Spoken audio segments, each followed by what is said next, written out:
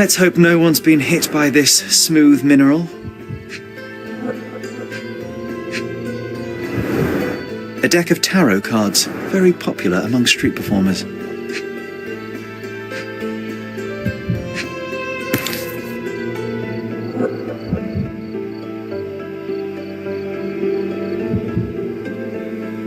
Someone has over-egged the pudding with these spangles.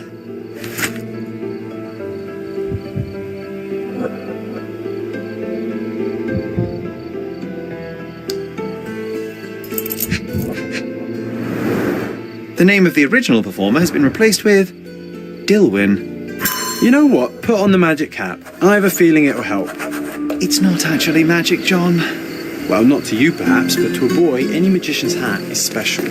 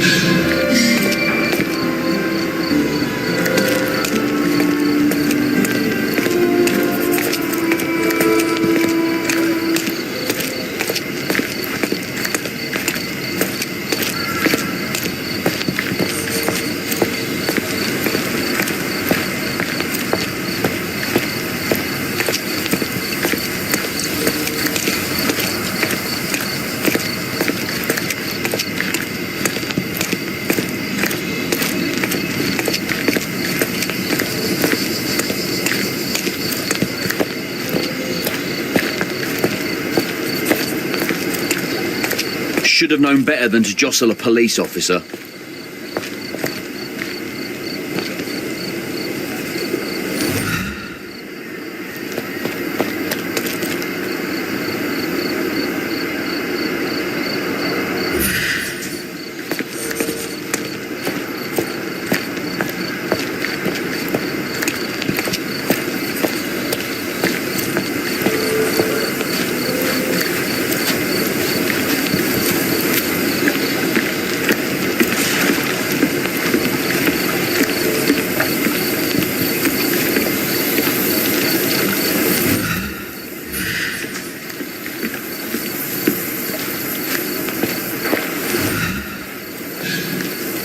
all right, boy. You can come out. Your pursuer has been intercepted by Cordona's finest. I didn't do... Wow. Mister, your hat looks just like the amazing Alonso's. He's the best magician in the city. Even better than me. Would you believe it? It's actually his hat. That's terrific. Can I have it? Can you have it? No, boy, I earned it. Did you hit your head in the scuffle? Stand up straight and show me.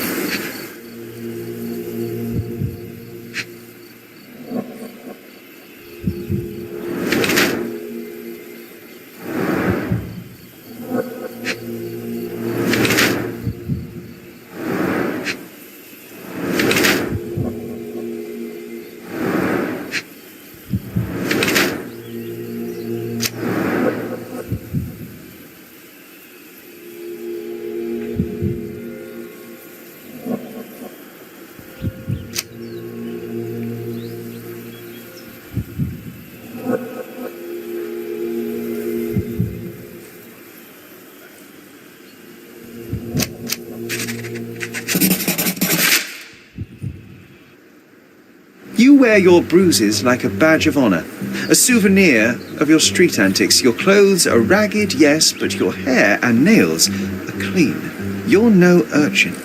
This is a rich boy's game, a way to fight off boredom. You made a costume, snuck out from home, and put your skills to the test.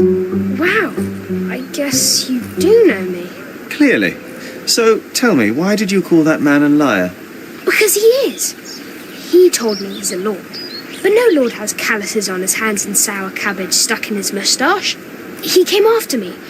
He caught me with a fist. Nasty bugger. What did you expect? You embarrassed him in front of his peers and he couldn't admit it. Of course he would lash out. You must be careful how you deploy the truth, Dilwyn. It's a potent weapon, as easily turned against the speaker as it is brandished by him. Yeah, well, the truth is what people pay me for. I simply notice things others don't.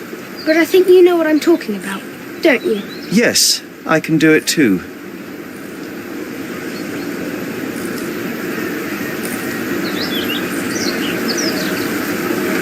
It's called deductive reasoning. I happen to be somewhat of an expert in it. I never knew there was anyone else like me. Your abilities come with consequences, Dilwyn. To adults, you're a nuisance, and to other kids, a freak. You must learn how to blend in, bite your tongue. But I don't want to blend in. Then they will lock you up. The truth hurts, and the bigger the truth, the further men will go to silence it. Be careful how and when you deploy it. All right. I mean, it was just an amusement. Yes, nothing like a swift uppercut to really pass the time. Perhaps when faced with the monotony of this world, you will find a place in your mind to explore instead. There is little to gain in idle provocation.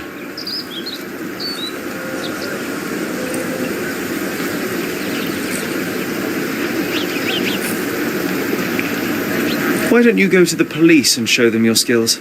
You could become a real detective one day. They won't take me seriously. Grown-ups never do. I'm sure you'll be able to impress them, Dilwyn. Just work your magic. All right. Maybe I'll do that. Catching criminals could be fun. Before you go, impress me. What do you see? You're overconfident, as a way to mask your insecurities. You're more vain than you care to admit. And you notice when people notice you.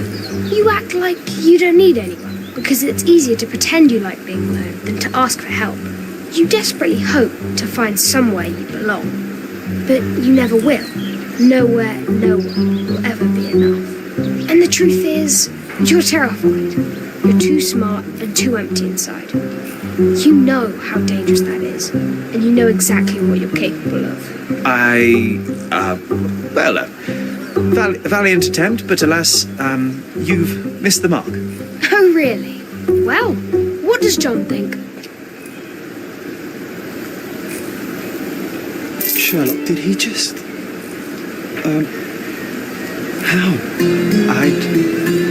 I don't know.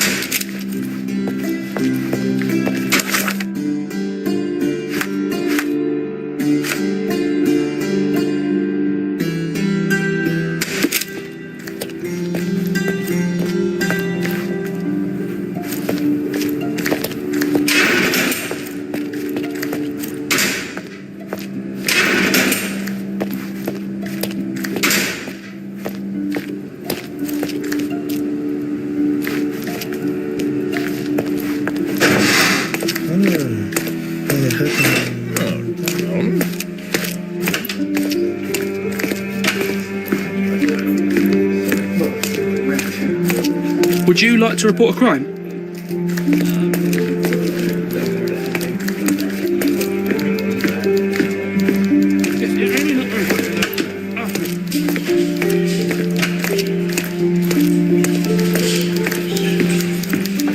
So much work, so little time.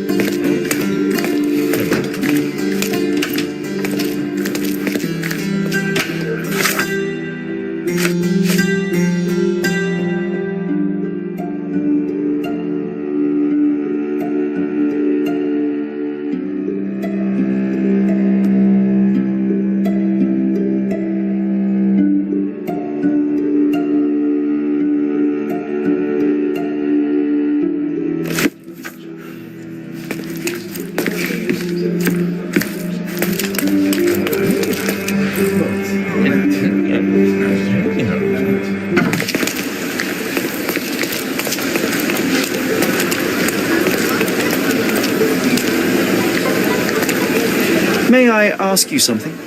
Unfortunately, my casebook is empty on this. Excuse me, just one question. Oh, I don't know about that. Ask one of the others. You obviously haven't thought this all through. Or are you just annoying these people on purpose?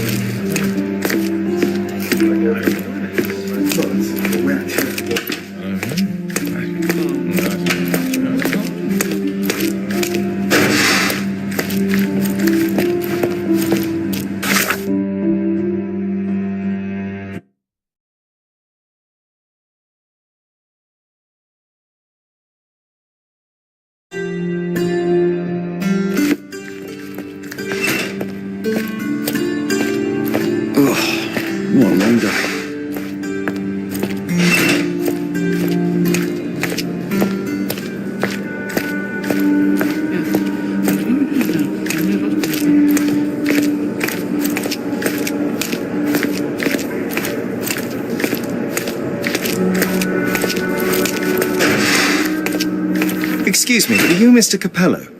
My name is Sherlock Holmes. I'm hoping you could spare a moment to talk.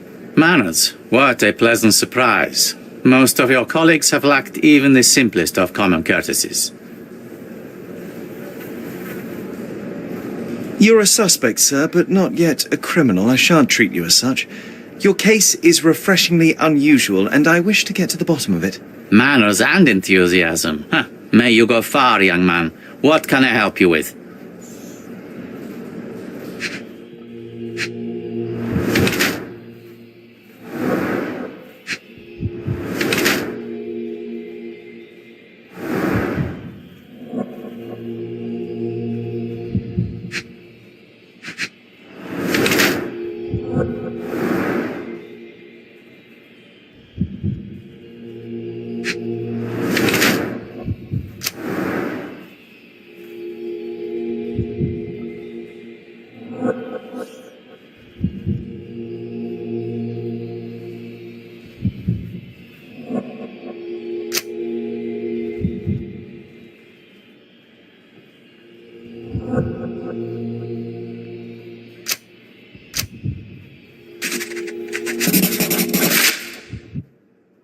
You are surprisingly composed for a man accused of murder. Not so easily shaken, I take it. Life is full of surprises. You'd be astonished how many deals go sour due to a force majeure. One becomes skilled at adapting. I am confident this will all be set straight. Until then, I will endure. Much how you endure that injured hand. Those bruises look painful, but you seem barely aware of it. Were you attacked? No, a minor accident, nothing more. My heady days as a man out to prove his valor are far behind me. I now know that to succeed in life, one must stay calm and plan ahead. The world will turn your way eventually. And if it does not, then one must persuade it so.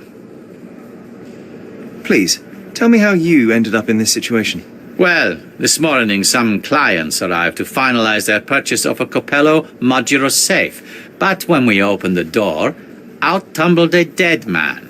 And I take it this wasn't normal.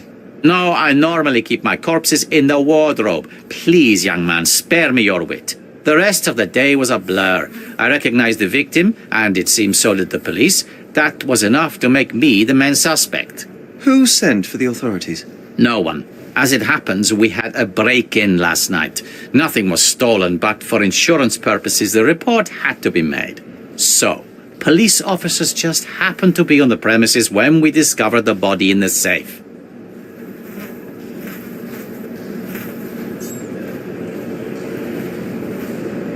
You say you became the suspect when the police identified the victim. Is there history between you? Surely you jest. That man and I have never met, and never would, unless he became the first deity in history to use our products. Some sort of family feud? I'm afraid I'm not familiar. You must be new to Cordona. It's an old tale. Back in Italy, generations ago, the deities tried to ruin our family business. They nearly succeeded. The Capellos rightfully struck back, but there has been bad blood ever since. And does that blood flow in you too? I told you, sir, it's an old story, or it was. I fear this horrible event portends worse to come. My wife may be in danger as we speak. You mentioned you were showing your wares to some prospective buyers when the safe was opened. Who were they? Clerks from the bank. They inspected the safe from top to bottom yesterday. I assumed the sale was just a formality at that point. And the safe was closed? It's usually open, but it locks automatically when the door swings closed. That's another marvelous Capello invention. A coffin that locks itself. Marvelous indeed. Help me grasp your movements yesterday. What time did you meet the customers from the bank, and did you have any other appointments? Yesterday, the bank clerks arrived at 10 a.m. Afterwards, I was alone in the office until my wife Augusta came in at 3 p.m. I left for home at 6:30 p.m. And what about this morning? Our meeting for the demonstration was set for 9 a.m. I arrived about half an hour prior in order to prepare. I have one final inquiry. Do you recall the time at which the safe door was closed? Young man, I may just as well ask you when you closed your cigar case. I have opened our safes 12 times a day for 12 years. I do not recall. I'd like to inquire about the burglary. I'm not sure I see the connection. But if you wish to know more, talk to Billy Lloyd, the night watchman. He scared off the thief. Was it also Billy that discovered the burglar? No, my wife did. She had stayed late yesterday. Poor Augusta. At least she's safer with the police than at home alone.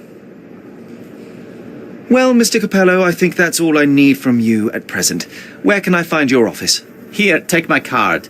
Billy should be on site to assist with the investigation. And please, sir, would you check on my wife before you depart? Thank you. I will endeavour to speak with her before I leave the station. Please, treat her gently. Women lack our resilience when it comes to ordeals like this. I shall eagerly await your return. After all, there's little else I can do.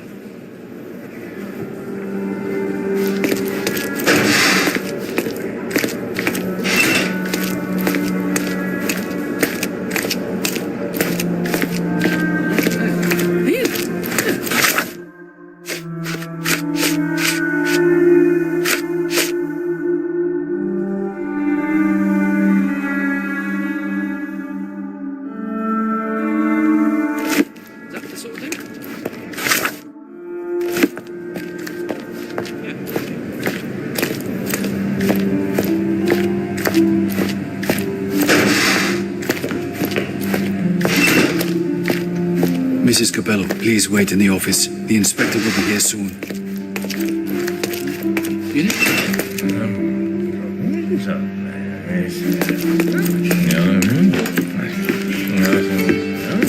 You must be the inspector. Would you be Augusta Capello? Must I really repeat myself to every baby-faced man in uniform that strides in? Forgive me, I am not the inspector, but I am working on your husband's case. Then I have nothing to say to you. Come back with the inspector in charge so that we may dispense with the endless repetition.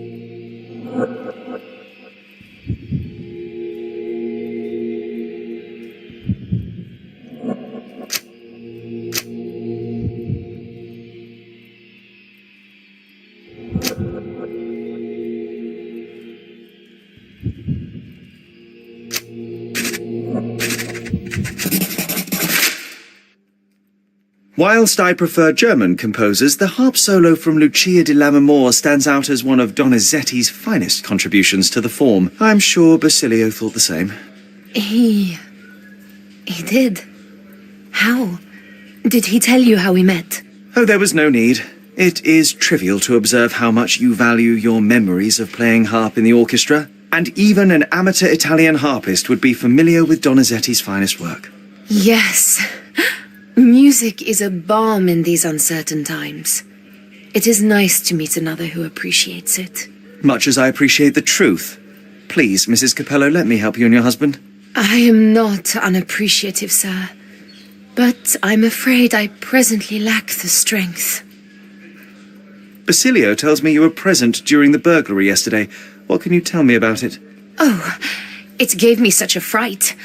I fainted, fell to the floor. I wish I could help you, but I'm just utterly useless. Please, I want to rest before the inspector arrives. Were you familiar with the deceased man found in the safe? No, I did not know him, nor can I conceive of how the poor soul ended up there. You've had quite the day, Mrs. Capello. I shall leave you be. If I have further questions, I may visit again later.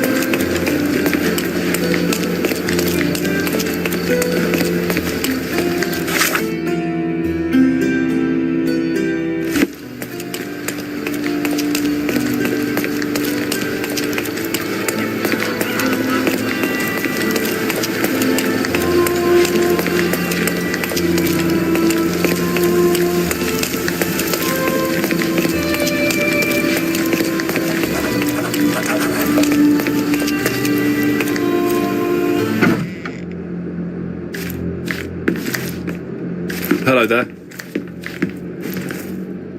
Ill-fitting pants, wonky nose, and hair that appears to have been cut by your own hand. You must be Billy Lloyd. Oh, it's you! I knew you'd come. You did? You're Mirko Gallia, the best investigative journalist on Cordona. I'm a fan of your work. Alas, you're mistaken. The name is Sherlock Holmes, and your employer... Oh, of course. Discretion. I'm sorry. I doubt the policeman upstairs heard me, though, so your secret is safe with me, Sherlock. Mr. Capello told me you were present during the burglary and scared the criminal off the property. There, you should have seen it. As soon as the burglars saw me, they went white as death. Ran out the back door of the office. I heard a thud and cat shrieks, so I think they went over the railing and into the bushes out back. Clearly, my reputation precedes me. Mr. Capello was so proud. You regard, but you didn't give chase. Well, by the time I made it outside, they were miles away. So I went back to help Mrs. Capello. That kind of gentlemanly courtesy is why I'm so well regarded round these parts. What did the thief look like? Shorter than me, mid-20s, a huge scar across the right cheek going from the eye. Short hair. She didn't look like a ghost. Too corporeal. Hold on. She? You didn't think to mention the burglar was a woman? Why did you assume it was a man? It's the 19th century, sir. Ambitious young women are out there pursuing a career, and I, for one, encourage it. Yes, yes, spare me the sermon. When did the burglary happen? After 10 in the evening. I was just talking to Mrs. Capello. Does she normally work this late? No, it's the first time it happened. But usually I'm alone at night. I was explaining to Mrs. Capello how drinking water every 3 hours can help with digestion, when she excused herself and went back upstairs. Then there was a scream, and I ran up to the office and... I know what happened next, thank you. What about last evening? Do you have any more details about the break-in? Of course. I write down everything that happens during my watch. Take a look. Fastidious in its mundanity, but I will make of it what I can. I must go and inspect the crime scene. If I have further questions, Mr. Lloyd, I will find you. Oh, don't worry. I won't be able to keep away. Right. The best on the market. You can wallop them, you can burn them. Nothing will work. I bet he tested that himself.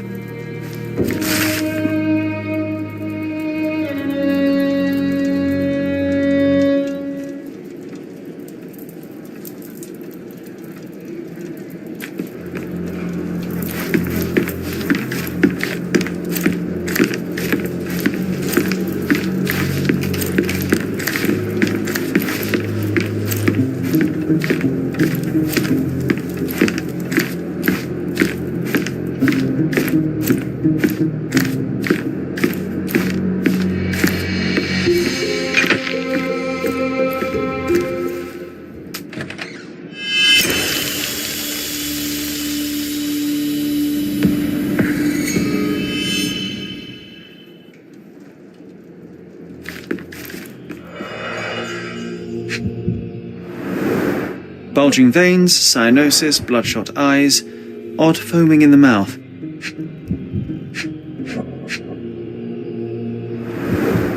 Clear indications of blunt trauma, possibly inflicted before the victim was in the safe. Bruises, torn nails, bleeding was severe and continued at length.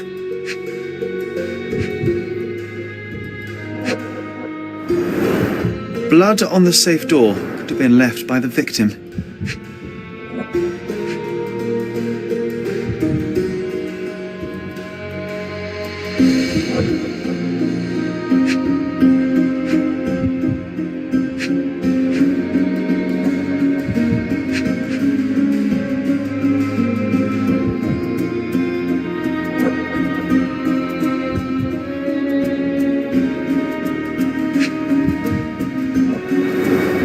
Clothes are not fully buttoned. Was the victim dressing or undressing?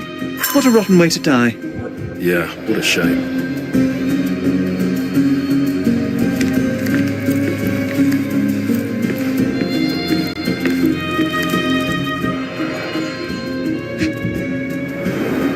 The bottle is half empty.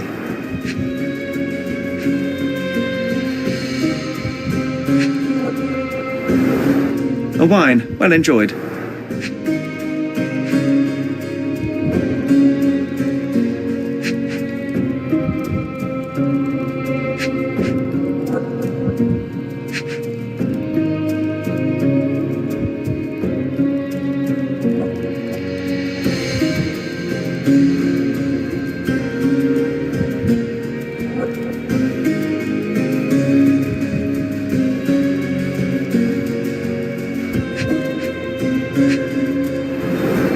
Recently used, but why would it be here?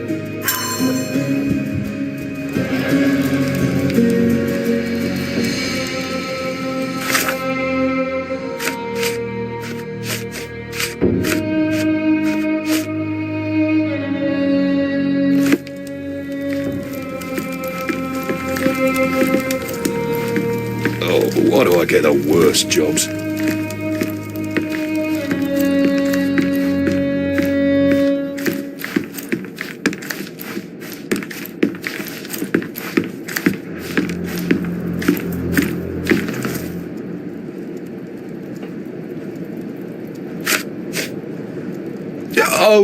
Actually, no.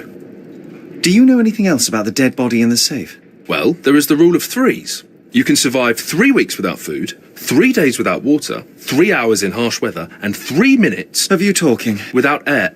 I'm sorry, did you say something? No, very enlightening, Mr. Lloyd, thank you. Is this code memo still valid?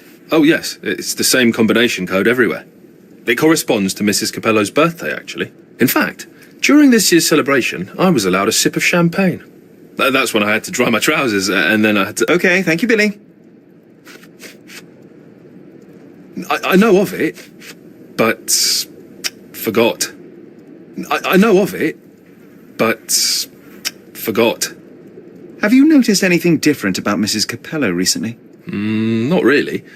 She talks to me more when I start my shift. Probably because of the 100 Best Curry Recipes book I'm reading. Oh, and we've been running out of paper a lot lately, so she often sends me out to buy more for her. She's very particular about the paper we use. Only one store on the island stocks it, and it's on the other side of the town. But I'm really fast. Interesting, thank you.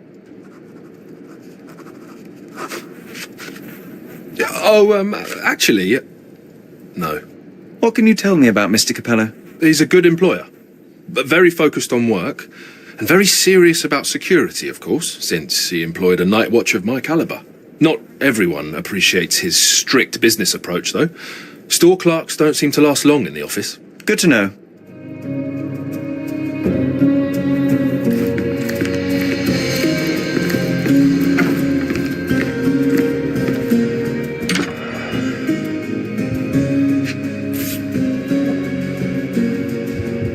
concert program from 7 years ago. An Augusta La Duca is listed as a harpist in the orchestra.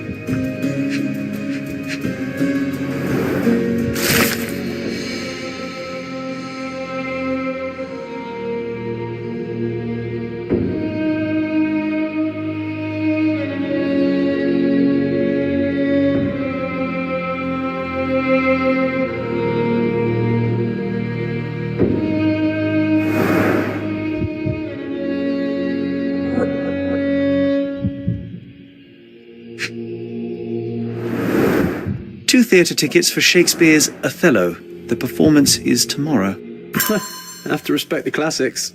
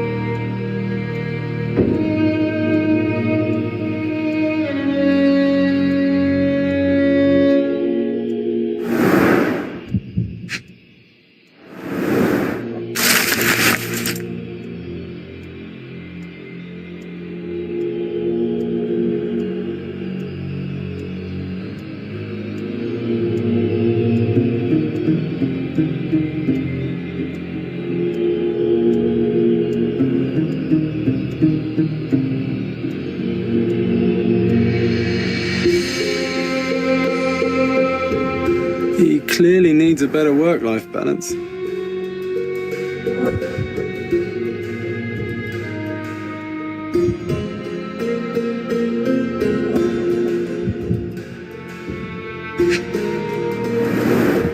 Well-organised workplace? Mr. Capello is the best. Okay, this chap is seriously creepy.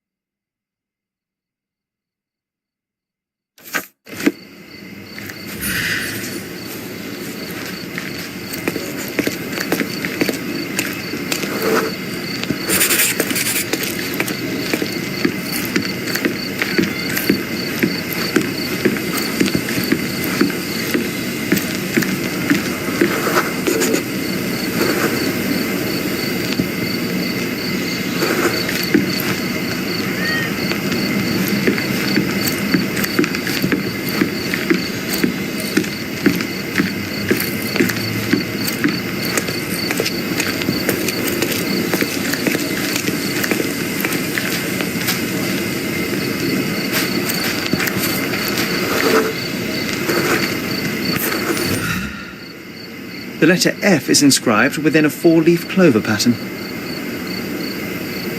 Passe-muraille. Walk through walls in French. Our thief seems rather arrogant. A comprehensive set of lockpicks, recently cleaned with no fresh scratches.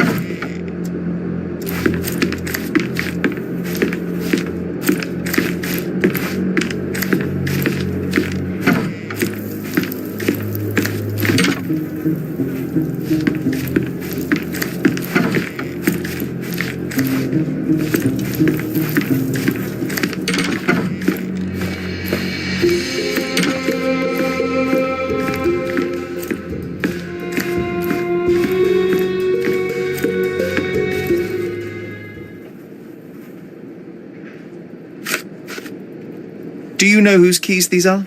Probably Mr. Capello's. Police took him so suddenly. I have the same set, but it's more efficient. Has fewer keys. So you don't have access to the entire office? No. Only Mr. and Mrs. Capello have the key to the back door. Do you know anything about these entries? No. But Mr. Capello is so well organised. I use a different method. Very popular among the Buddhist monks. You create an attic in your mind and... I'm familiar. Keep it tidy, put only necessary information in, remove unnecessary information regularly. What? No, it's called an attic. You just stuff it with everything. You never know what might prove helpful someday. That is profoundly upsetting. I don't know. Do you know what this note might be about? I cannot presume to know another's mind, of course, but... I think Mr. and Mrs. Capello have been having some familial difficulties, probably due to their lack of children. One of my oldest friends helps couples with their relationship troubles, and he always says... You don't have to continue. Oh, well, he says that to me as well, but I'm perfectly happy to. No, I insist.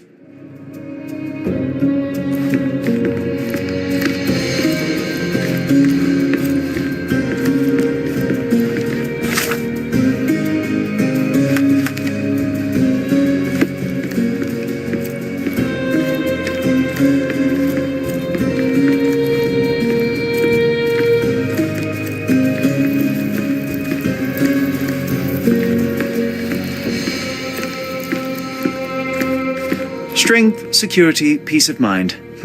Tacky. Well, you know, that's your opinion, good sir.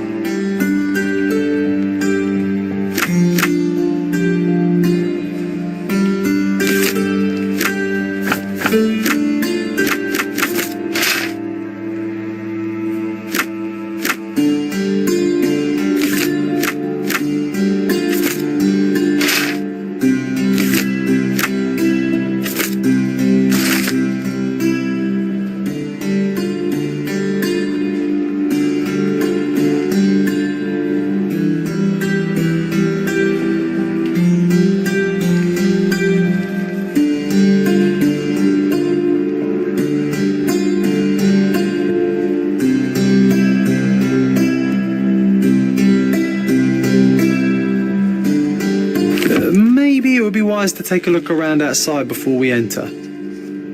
Just a thought.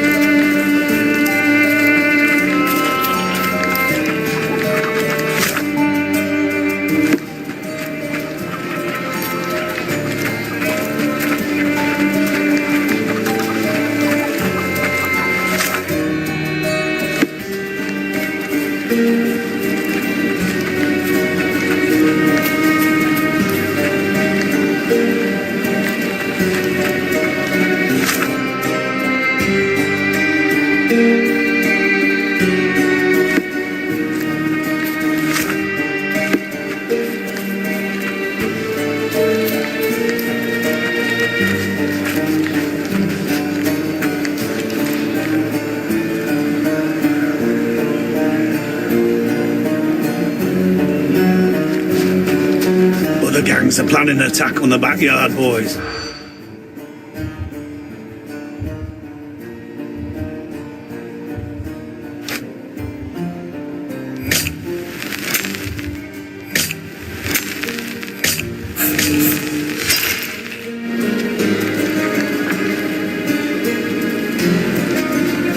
Other gangs are planning an attack on the backyard, boys. The pipe is looking...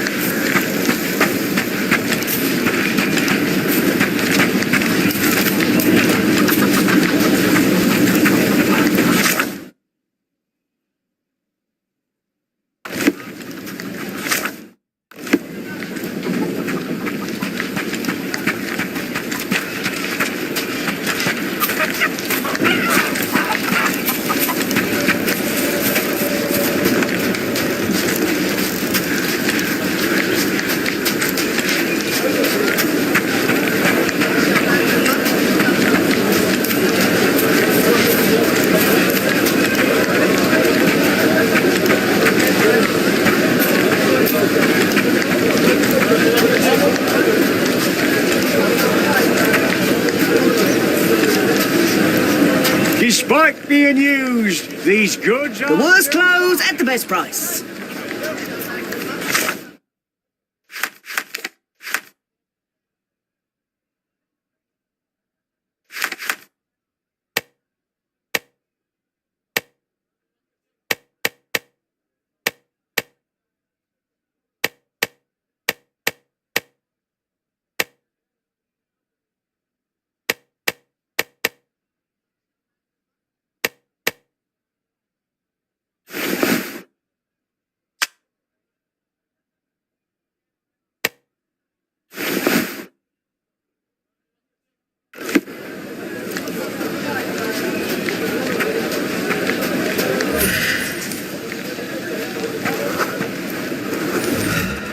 The best the flea markets can offer. Hello, mister. I've got some information for you. Heard you were asking. Have you now? Well, let's hear it.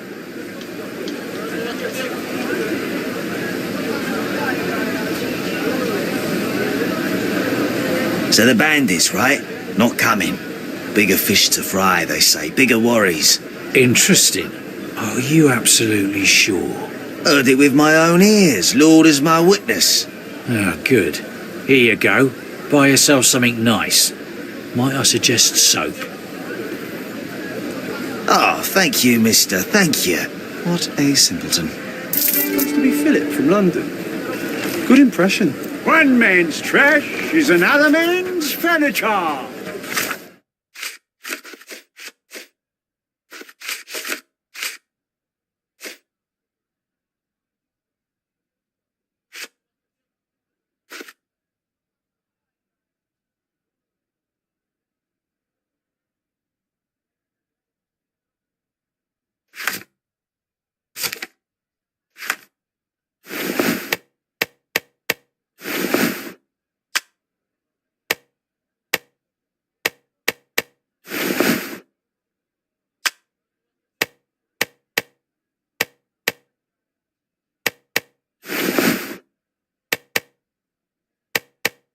The worst clothes at the best price.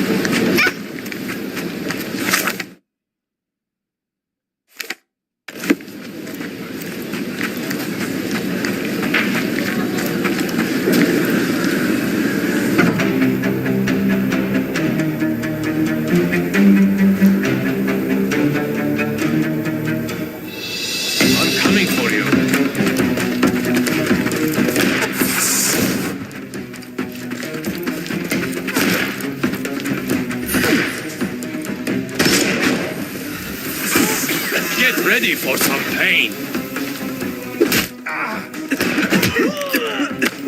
Don't bother moving. Lost.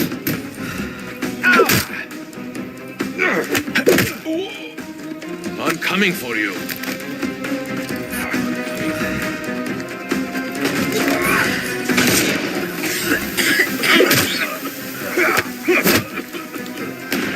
I couldn't miss the party.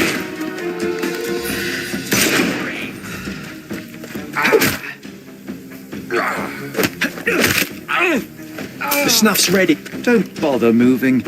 Give him the pepper snuff.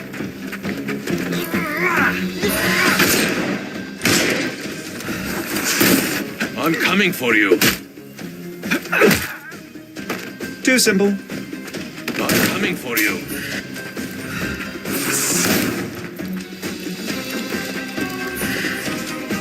Take this!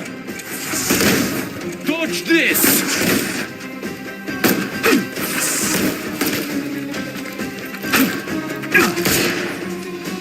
Time to knock this guy out. I'm coming. Take a rest, my friend. Give him the pepper snuff.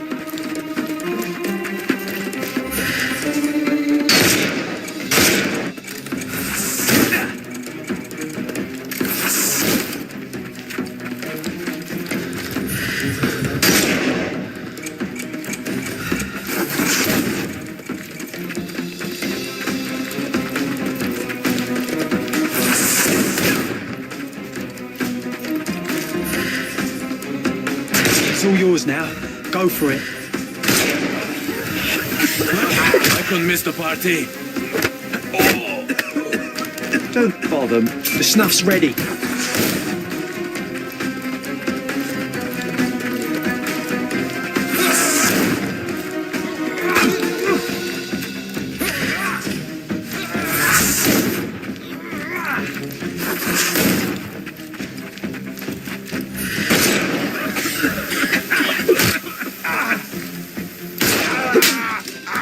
Take a rest, my friend. Give him the pepper snuff.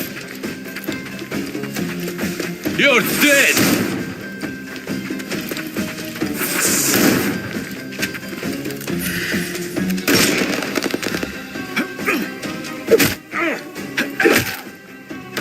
Too simple. The snuff's ready.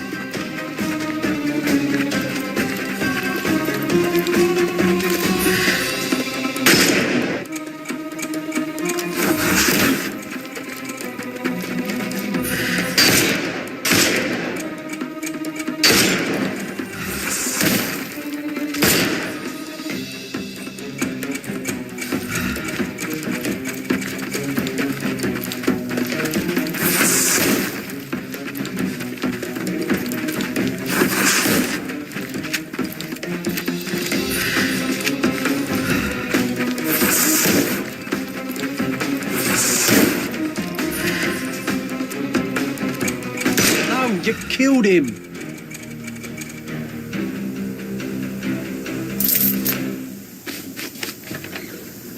Okay.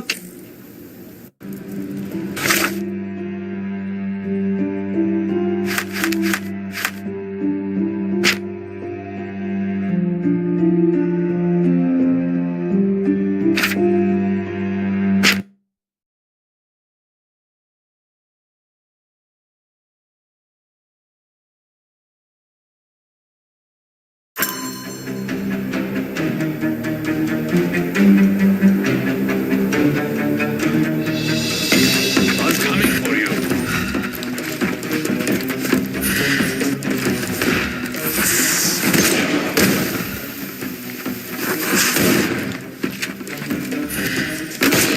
Dodge this!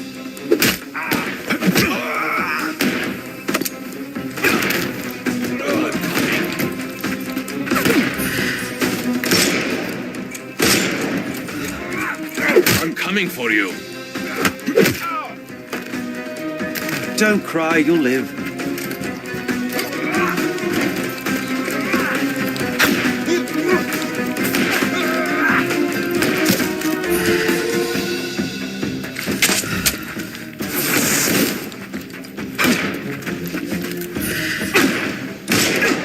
snuff's ready. I couldn't miss the party. Take a rest, my Give him the pepper snuff.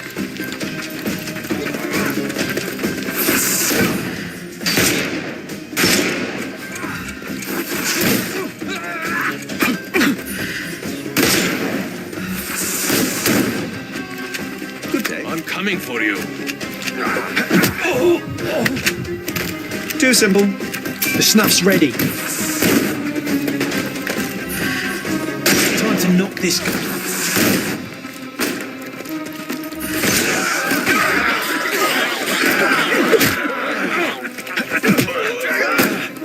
Get ready for some pain. Don't bother moving. The snuff's ready. It's all yours now. Go for it.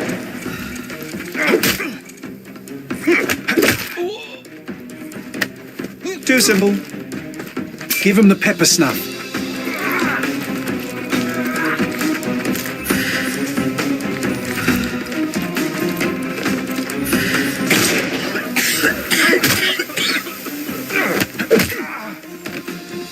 Take a rest, my friend. The snuff's ready.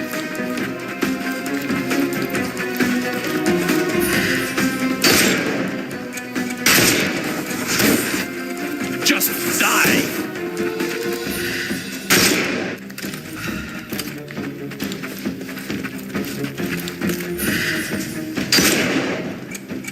You can overcome the brute now.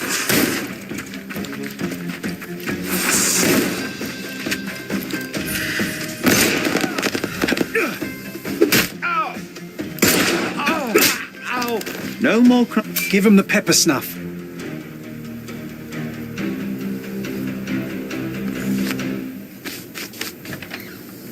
Okay, I give up.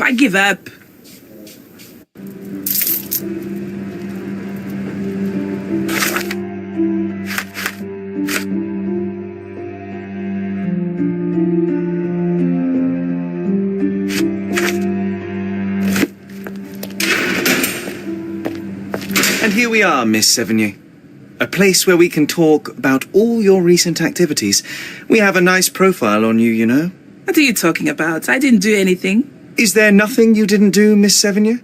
Thieve for the gang, break into the Armor Capello office, kill Niccolo Detti? What? Kill? I didn't kill nobody. No, How? So you admit the rest. I suppose you won't mind explaining some things to me then.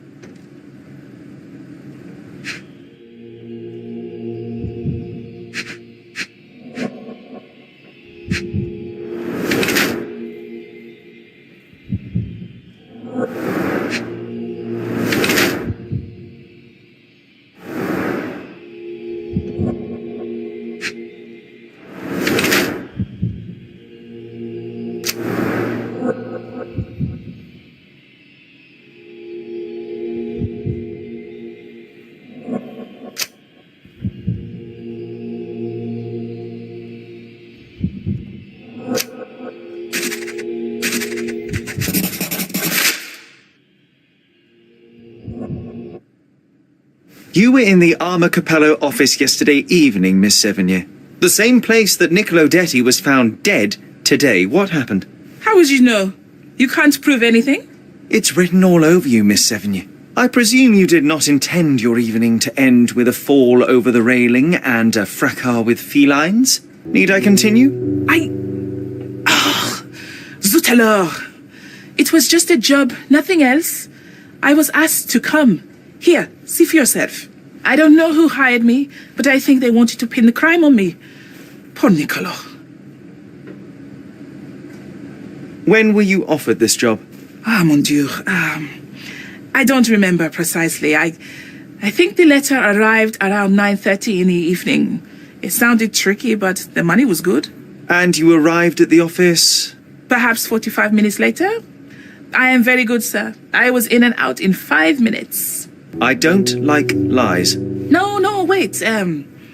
Okay. It took 15 minutes. All right? Still impressive, no? You knew Mr. Detti, how? Niccolo and I grew up together. I hadn't seen him in years, then ran into him on the street, smiling with some lovely lady on his arm.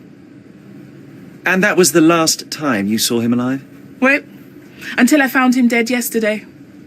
That same woman was there too. It can't be coincidence. You saw a woman in the office? Mm-hmm. She started screaming, so I slammed the safe door and ran when I saw a guard coming. Your thieving days may well be over, Miss Sevigny. Until this matter is resolved, you will remain here. Good day.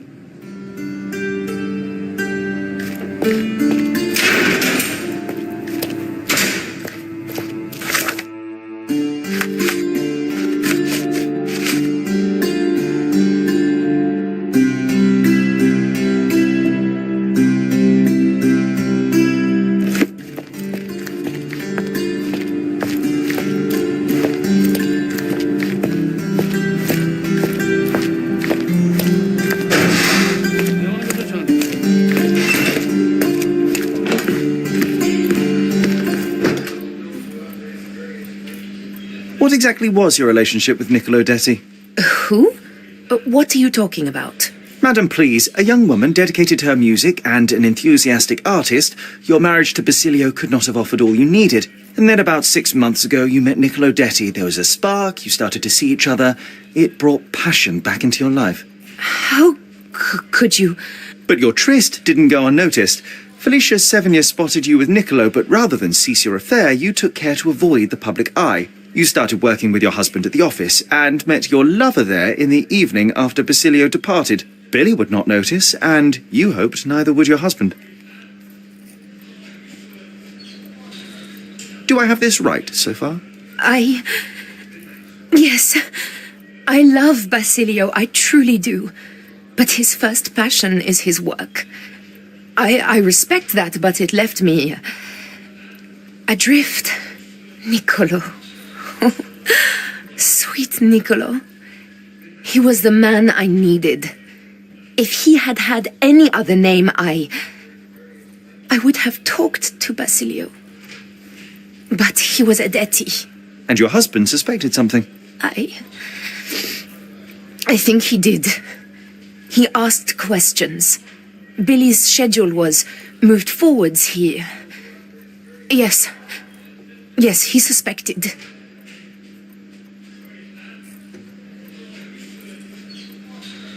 And thus we arrive at the heart of the matter. How did Mr. Detti end up deceased in the safe? I do not know. Madam? I don't know anything about his death. Are you sure this is how you wish to proceed? It is the truth. Please, just leave me be.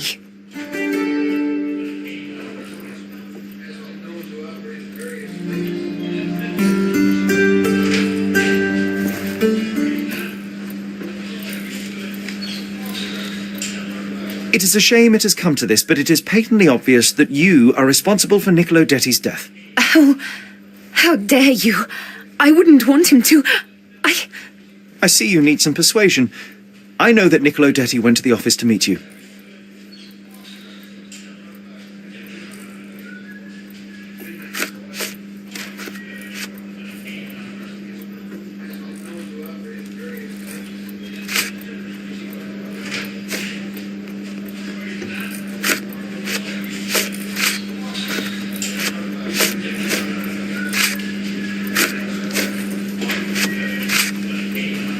It was a midnight tryst. Niccolo would visit the office once Basilio left, but this time he returned. So you hid Niccolo in the safe. A foolish move. I didn't know the code had changed. It was the only choice. I couldn't let him be found. I loved him. Really? You could have saved his life by simply speaking with your husband, but you sought to free him another way.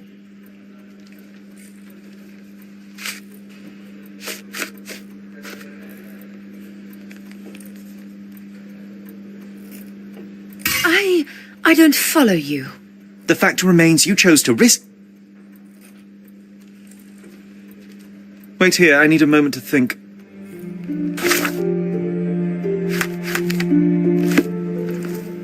It is a shame it has come to this, but it is patently obvious that you are responsible for Niccolo Detti's death. How dare you? I wouldn't want him to. I see you need some persuasion. I know that Niccolo Detti went to the office to meet you.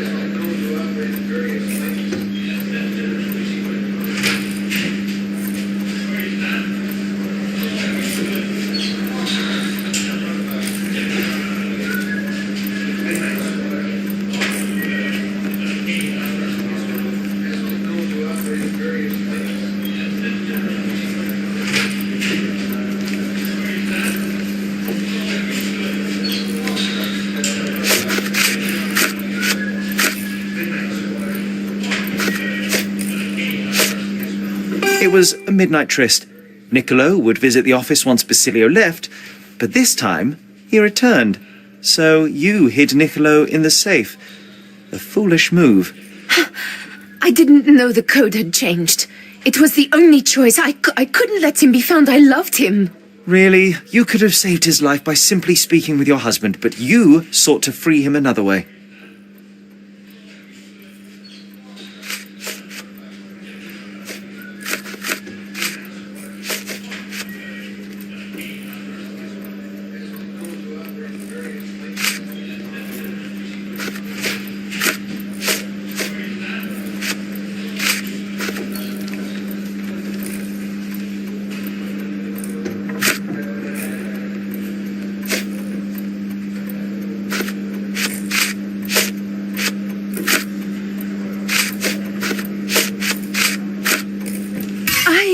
I don't follow you.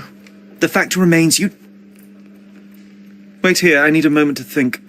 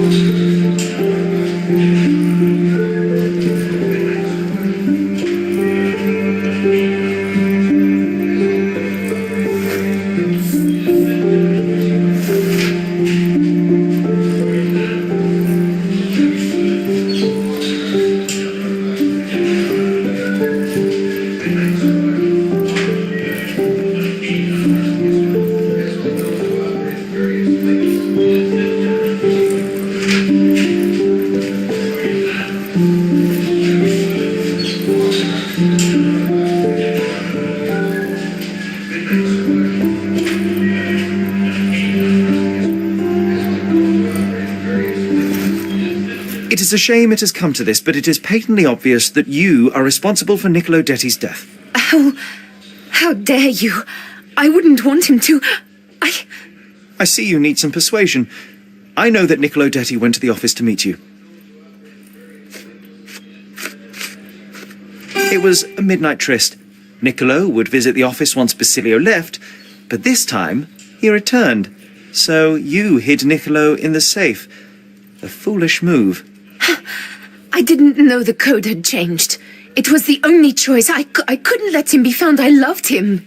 Really, you could have saved his life by simply speaking with your husband, but you sought to free him another way.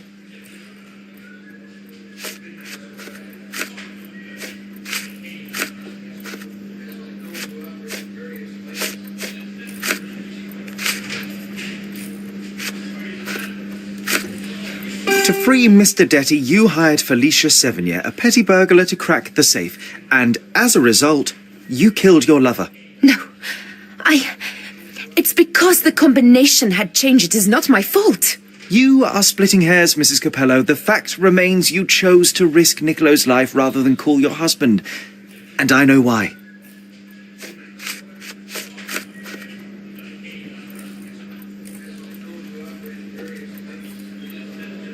You were afraid how it would affect the reputation of the Capellos, and you feared what your husband would do as a consequence. He's a good man, but he cares about his business, about the family. It would have destroyed him. And now he's accused of murder, Mrs. Capello. How considerate of you. Mio Dio, how did this all happen?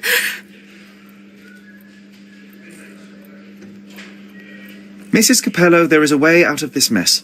When the inspector arrives, tell him very little, insist you were with your husband and that he is innocent. But afterwards, you must tell Basilio about Niccolo. You wronged your husband. He deserves the truth. Perhaps. Yes, I believe you are right. Please give me some time to prepare myself. And thank you. Goodbye, madam. I'm behind you with this one. Some people deserve a second chance.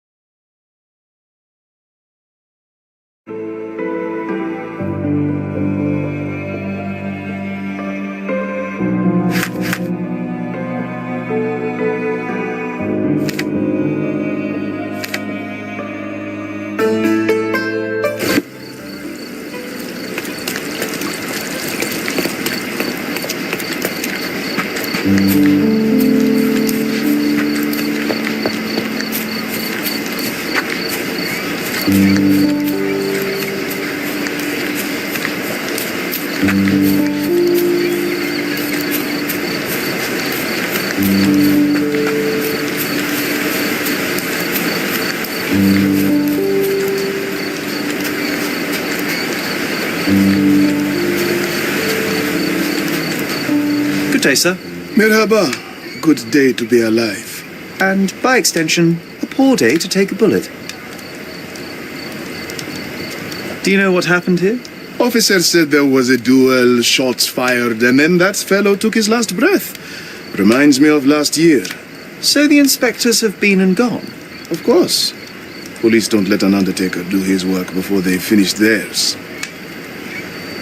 Why are you just standing there? I came to take the deceased to the cemetery, but caught sight of Mother Nature's bounty and had to drink my fill. He won't mind anyway. Let me tell you, friend, the sweet sea air, the calming whisper of the waves, it's a salve for all ills. You mentioned a previous incident. It was in the old city ruins. I remember the deceased was very rich. Front page news, very, very rich he was. But a coin makes a poor shield, as I always say. And who needs it when a view like this is free? Who died? Oh, no, mister. It is not my place to say. Not your place? Nonsense. As you say, he won't mind. Death with dignity, that's all we can hope for, sir. He doesn't need his name out there. We're done.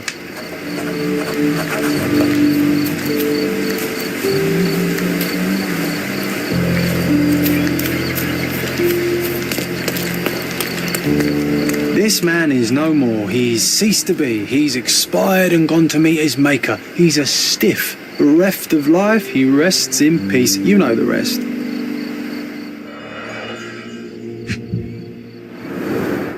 The bullet entered the heart at an angle, implying it was fired from an elevated position. He died instantly.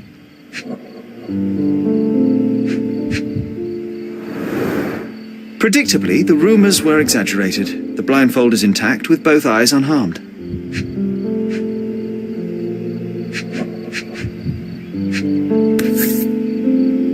A Webley top-break revolver. Blank cartridges filled with a wax-covered gelatin bullet. Effectively harmless, even at close range, but leaves a nice red splash on impact.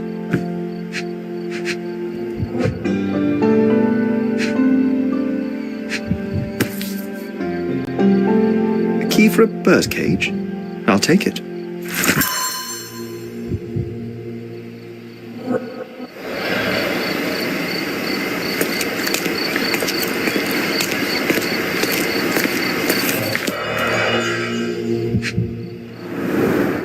A blindfold, discarded or lost.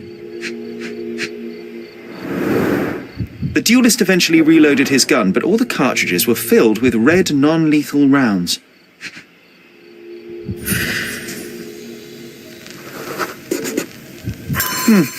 Your opponent was behind you.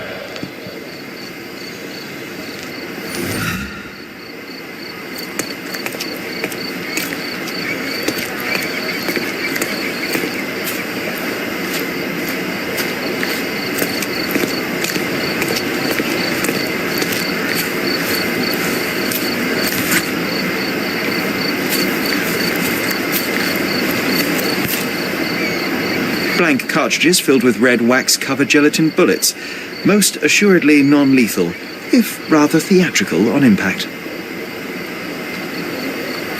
A case for dueling Webley revolvers.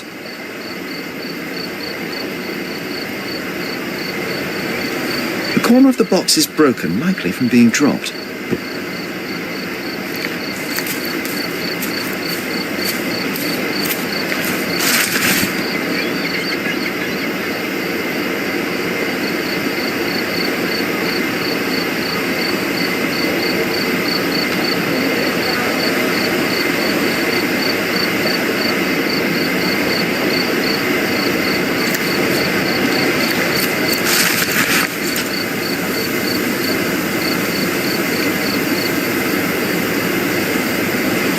How exciting. I always wanted to be a member of a club. I bet you couldn't join. No good at following orders, are you, Sherry? Ah, a contest then. I shall prove my blind devotion, so to speak, to their inane rules, and you shall eat your words.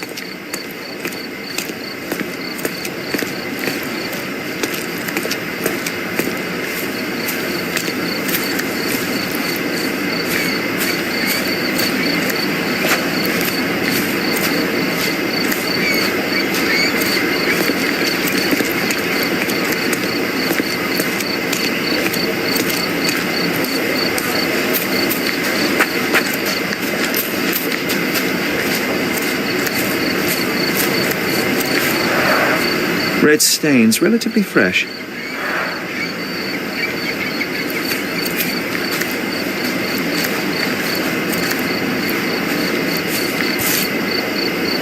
A Lamette revolver, .42 caliber. One chamber is empty, the others are filled with live rounds.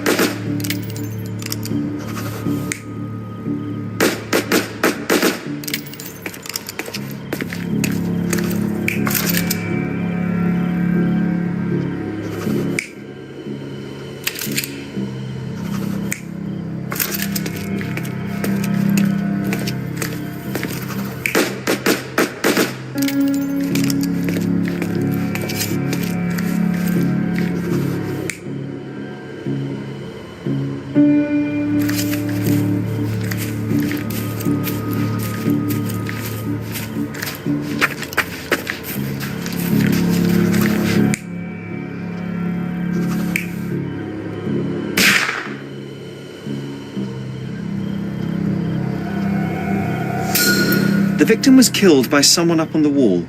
It may have been the referee who took advantage of the duelists while they were blindfolded. This seems plausible, but I must consider all options. What if there was another person here?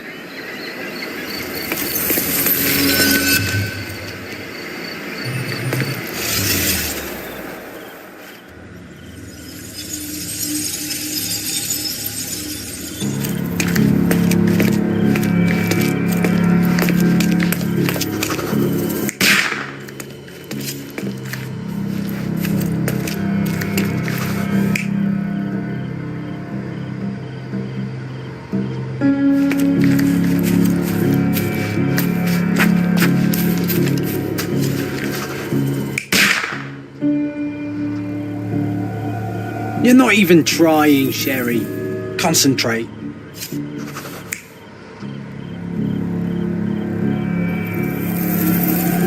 You're not even trying, Sherry. Concentrate.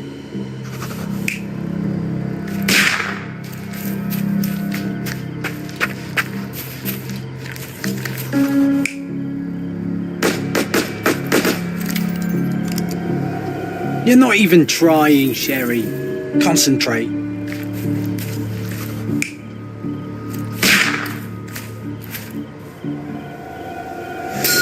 The victim was killed by someone up on the wall.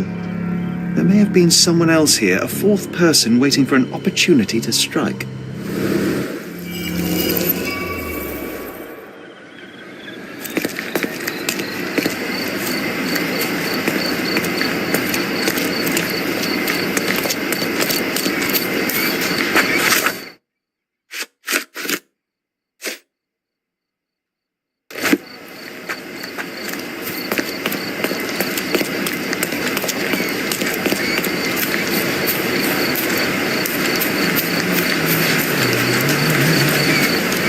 Sometimes I think beauty can blind you, or you can be blind to beauty, you know? Did he see it all around him, do you think, before he covered his eyes and drew his pistol? Can we please leave the nattering behind? Oh, friend, relax. Life's too short to be short with people.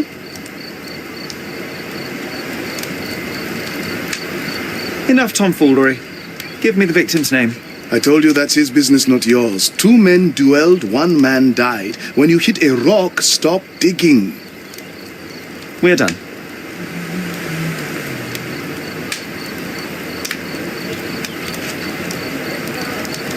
There is more to this case than meets the eye. The victim fell not to his dual opponent, but a hidden marksman in the ruins. Abandon your oversimplistic ideals and tell me the name of the deceased so his killer can be caught.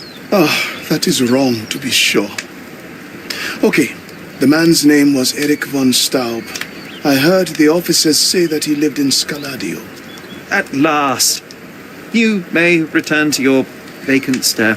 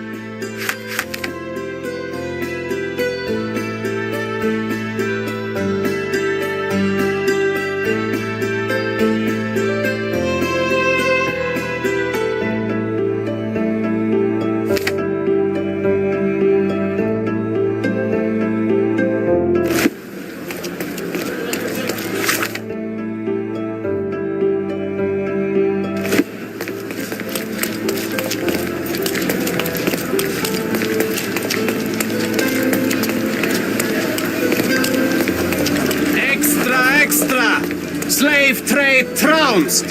Discovery of slave trading. The victims freed by Mr. Sherlock Holmes. Interested in some Cordona news?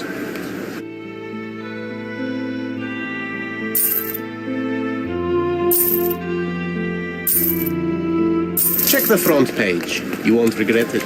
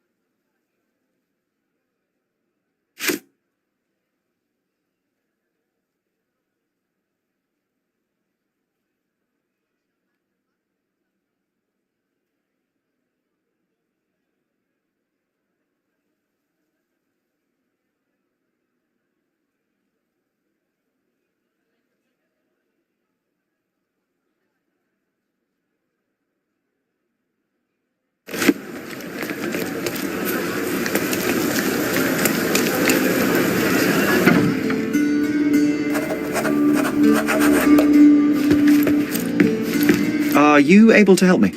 Sir, I don't know. Try asking someone else. Miss von Staub is awaiting the police, sir. Perhaps you might visit on another day.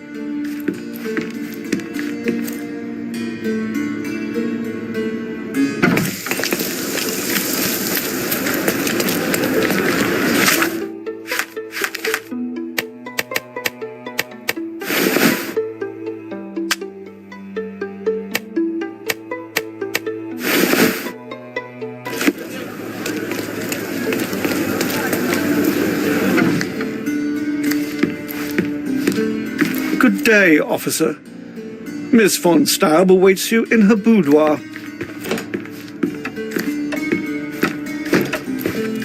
Good day, miss. I regret to disturb you at this tragic time, but could you spare a moment? Oh, officer, I've been waiting. Is his body still in that horrible place? A horrible place? I should introduce you to the Undertaker. But first, you and I shall get to know one another.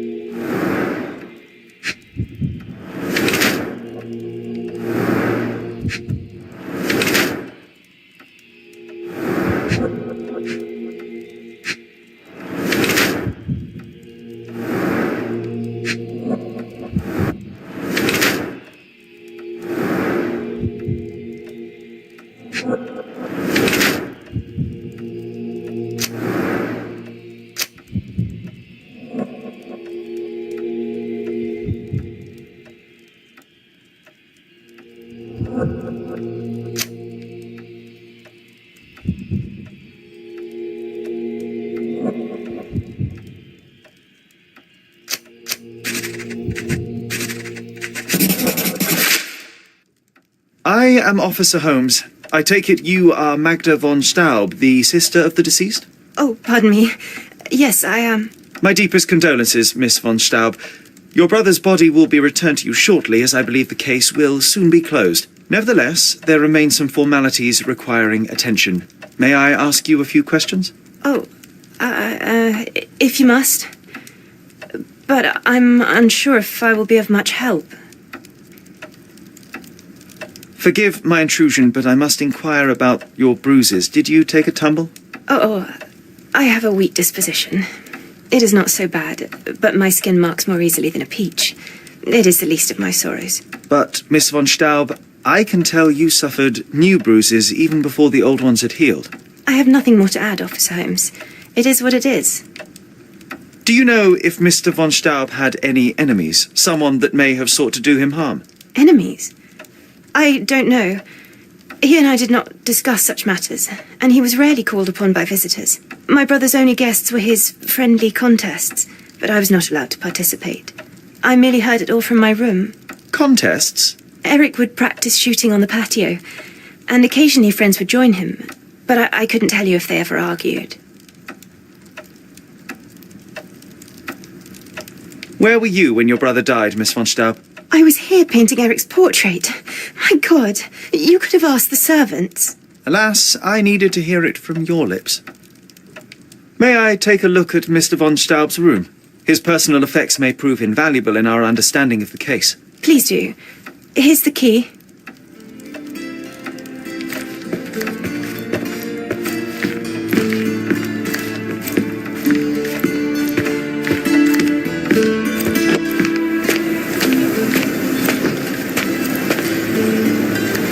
Look at those vases, Sherry. Bet they cost a fortune. It would be a shame if someone broke them.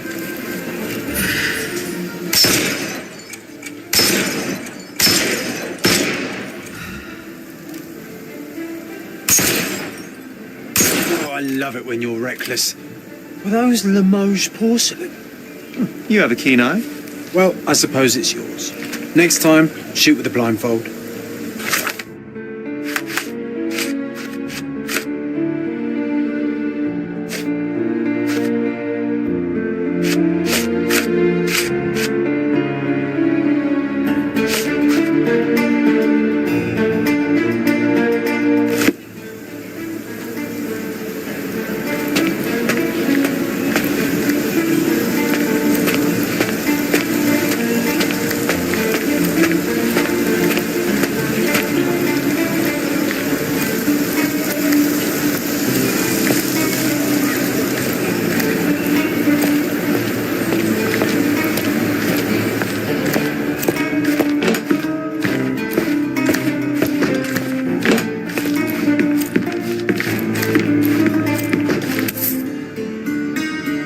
An ointment by a Dr. Herbert with a lavender and pine scent.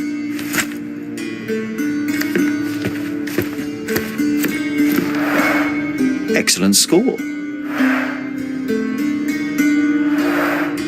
Excellent score.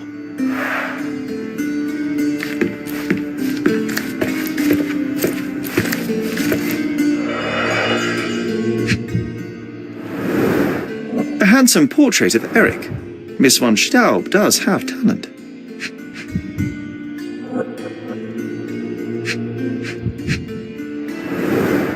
The rounds have been emptied. The black paint looks thick. It's been mixed with something.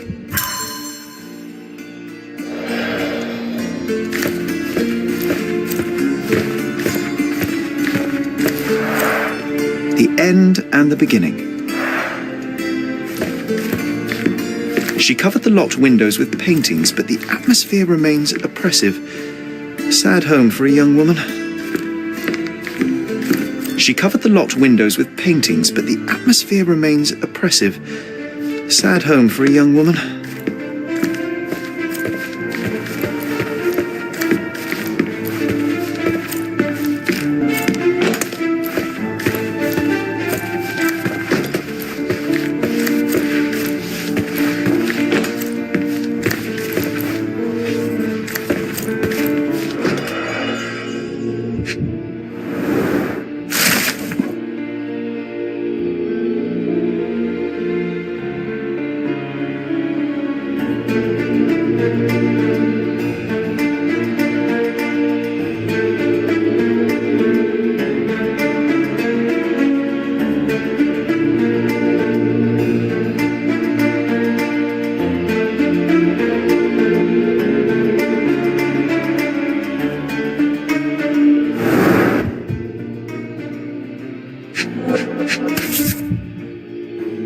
A wealthy man in his 60s.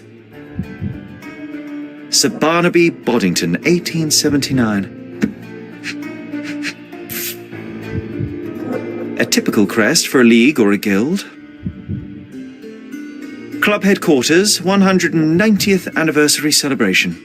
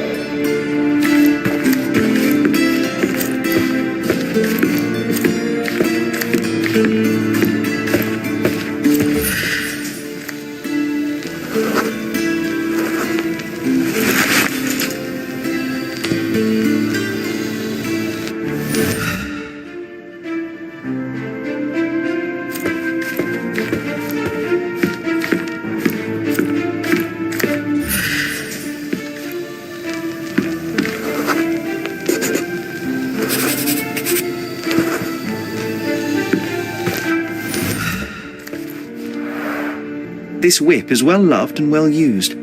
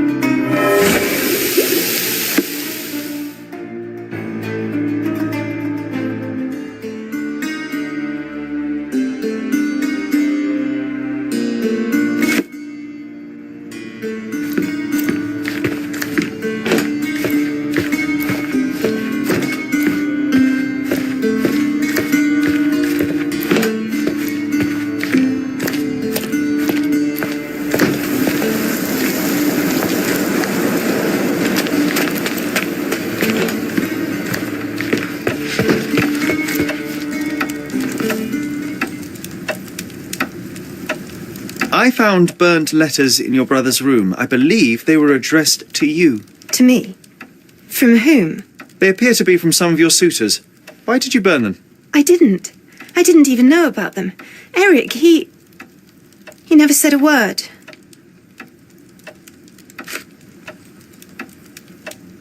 One of the revolver cases in your brother's room is missing. Do you know where it may be? I'm not permitted in Eric's quarters. I suppose he must have taken it with him.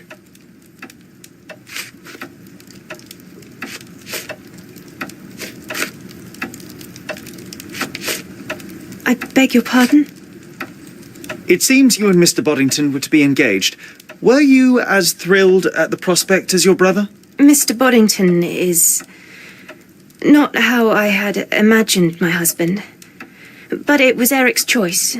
I didn't dare dispute it. I beg your pardon? I'm sorry, I don't follow. There is an unfinished portrait of your brother in your room. Beautiful to be sure, but one detail drew my attention. Why did you add gunpowder to your black paint? You entered my room? I thought you were only inspecting Eric's. It is standard procedure, Miss von Staub. Now, tell me about the gunpowder. Eric's art was his shooting, and this painting is my tribute to him. It felt appropriate. We're both artists in different ways.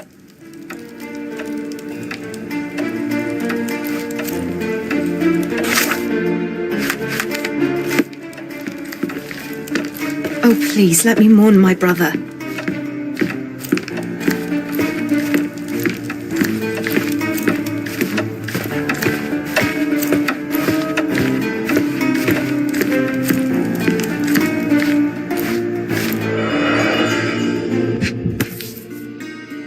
It appears the parents are dearly missed. Our beloved parents, 1875, Baden-Baden. Rest in peace. Only German composers feature here.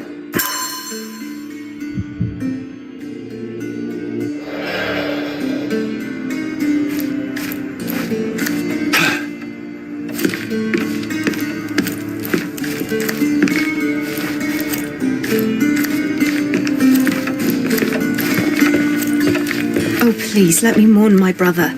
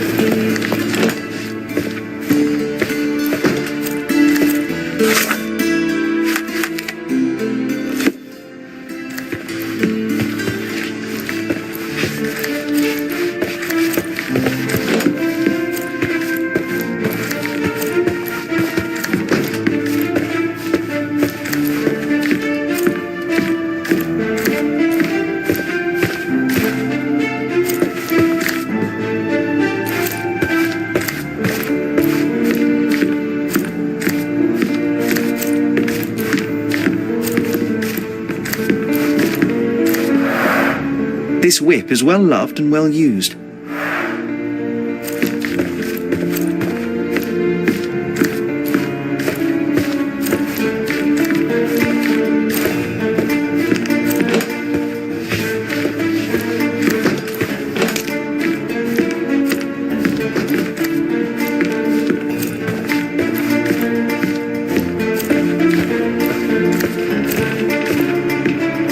She covered the locked windows with paintings, but the atmosphere remains oppressive. A sad home for a young woman.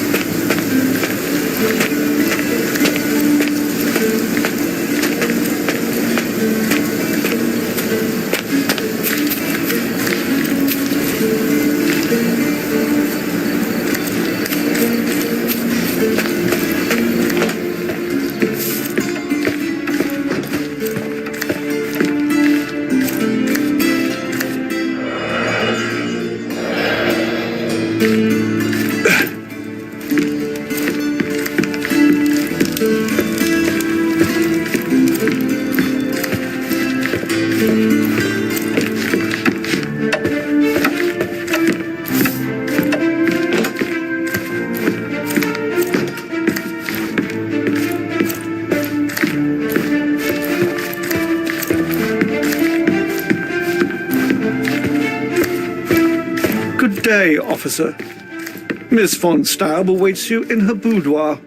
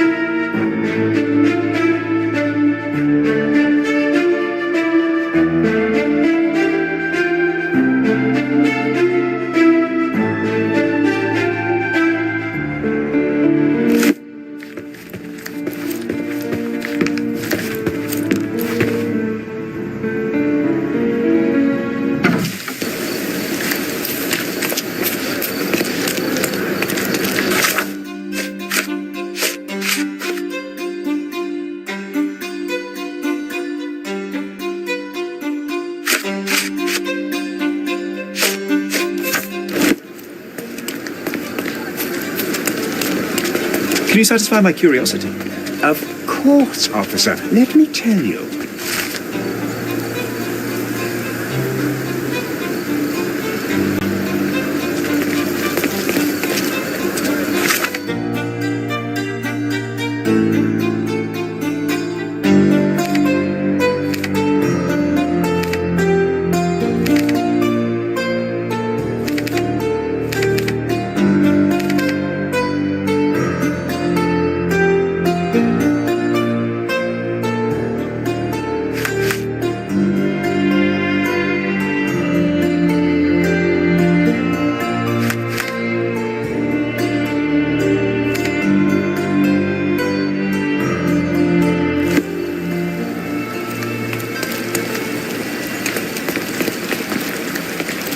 Excuse me, just one question. Of course, officer. Let me tell you.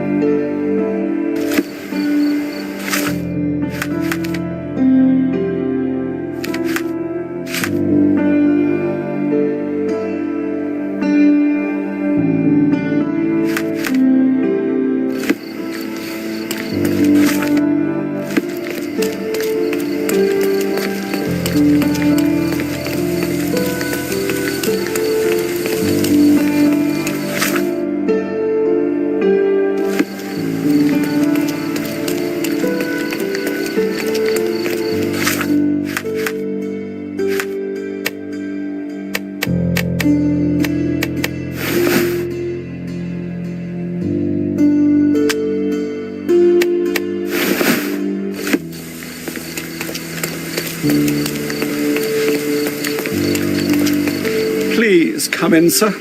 The gentlemen are waiting for you on the training ground. Down the stairs.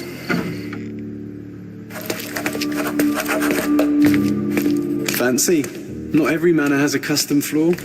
That is the von Kramkrust, the old Prussian noble family. They must be patrons of the club.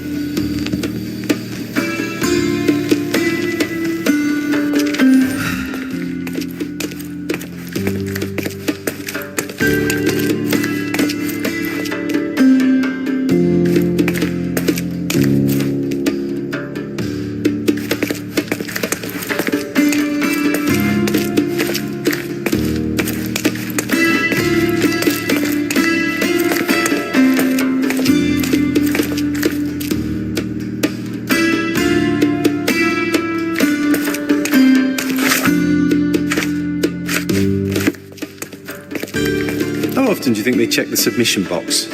My application deserves prompt consideration.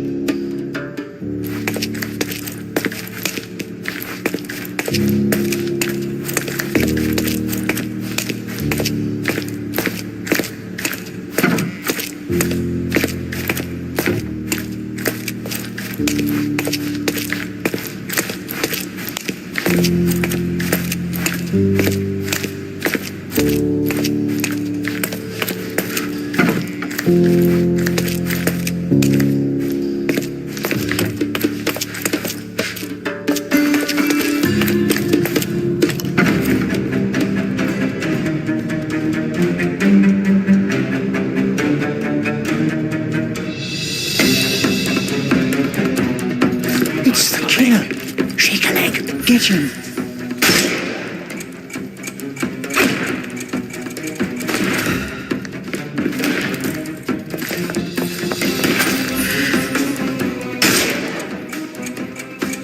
It's all yours now.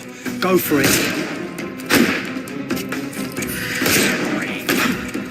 I will end you. Take a rest, my friend.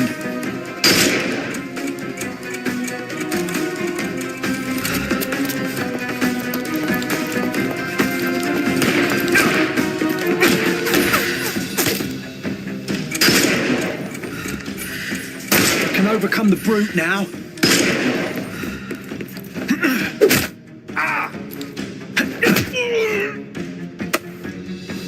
Don't cry, you'll live. The snuff's ready.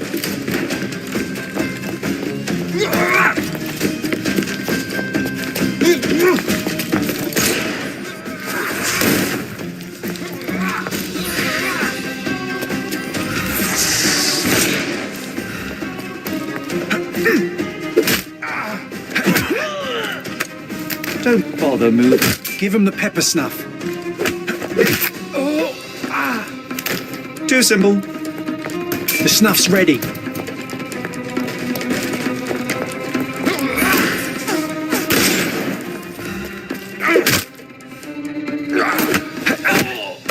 Just die.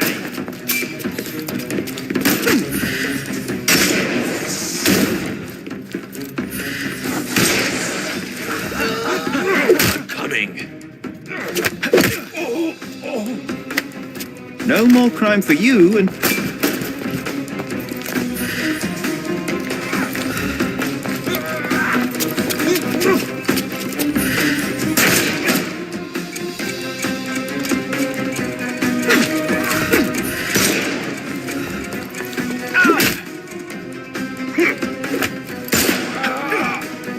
Too simple.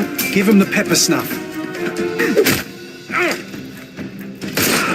I'm coming. The snuff's ready.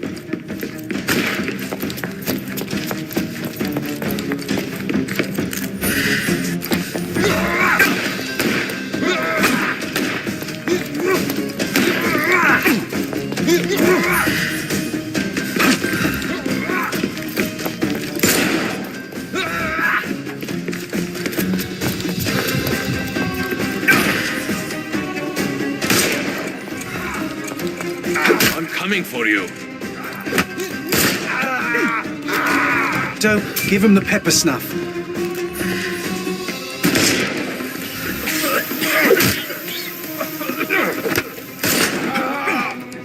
Don't bother. The snuff's ready.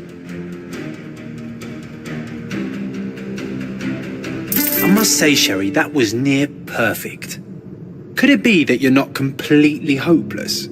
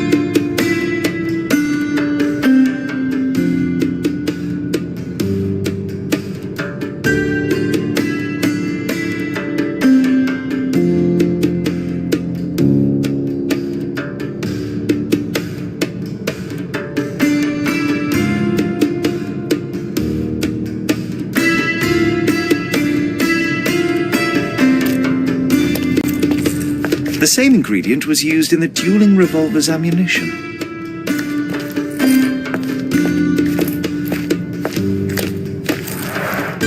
All these places are perfectly secluded, ideal for private duels.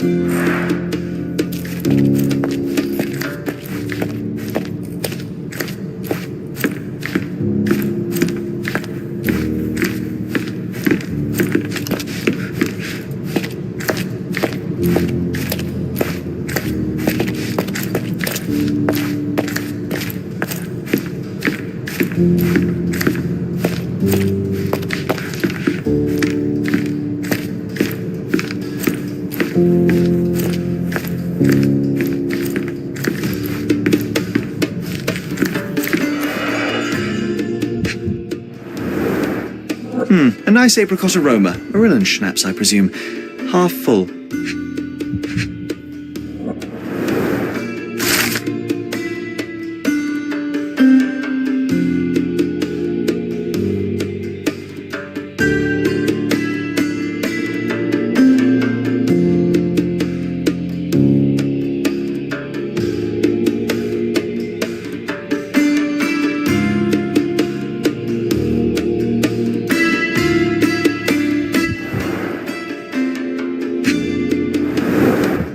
Two glasses with dregs of alcohol. Should I pour us a drink, John?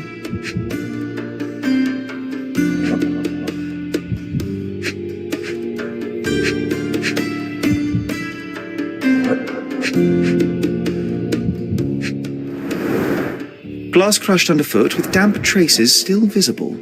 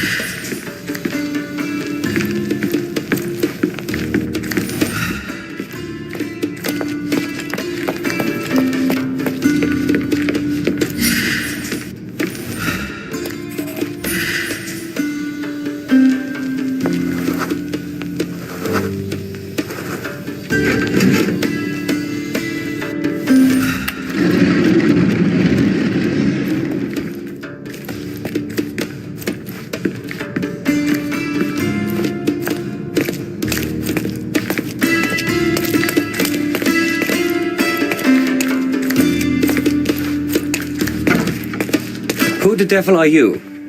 I won't go down without a fight. Sherlock Holmes. And if I wanted a fight, you would already be on the floor. Fortunately for you, I'm merely here to ask a few questions. Is that so? Well, come on, pretty boy. How about I fix that nose of yours? Give it a bit more character. Enough. Your compatriots attacked me and I responded. They still have their lives, unlike Mr. von Staub. True. At least you are not a murderer. Fine, you may speak.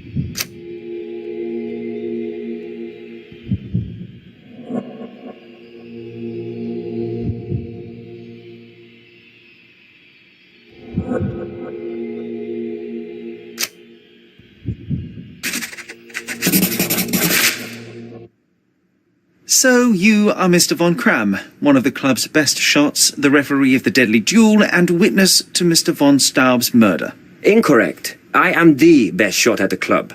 Heinrich Vögen von Kram. But how did you know I was there? Your clothes, Mr. von Kram, the dirt on your trousers confirms your presence in the old ruins. And your jacket features a bloodstain from your attempts to save Mr. von Staub. That is impressive. It is merely inferential. Now, a few questions, if I may. Be my guest. I have nothing to hide. I'd like to speak with the other competitor. He left the island. Mr. Dorfman was sure that the killer was after him. He is innocent, I assure you. Indeed, from his position it would be impossible to fire the bullet at such a downward trajectory, but he was a witness. Shame. So, what transpired in the old ruins? Everything began as normal. The signatures, choice of weapons. I checked it all and then blindfolded the duelists. Erich stood to my left and his opponent, Mr. Dorfman, to my right. Before they could begin, the killer fired. And I'm sure it was not Dorfman. Why are you so sure? The sound was different. Not a Webley revolver. And further away. The killer must be an excellent shot to hit the heart. Did you or the other duelist see the murderer? No. The killer slipped away into the hills, so we turned our attention to Erich, rest his soul. And neither of you pursued the culprit? I will not have my character impugned. We had only blank cartridges and a fallen friend at our feet. He was our focus. What transpired after the shooting? I heard Erich cry out and fall. Mr. Dorfman turned and fired at the killer, but I shouted at him to stop and help. I tried to save Erich, but it was too late. He was gone. I've never seen this before. I've never seen this before. I don't know what you're talking about. I can't help you with this. I can't help you with this. You have a nice collection of pistols, Mr. von Kram. Ah, a fellow connoisseur of firearms. Did something catch your eye? What caught my eye is a missing Lamate. Where is it? Ah, that one. I lost it in a bet. A rare failure of mine. A bet with whom? That's private, Mr. Holmes, and unrelated to your investigation. I don't know what you're talking about. I don't know what you're talking about. I don't know what you're talking about. I've never seen this before. I can't help you with this. I can't help you with this.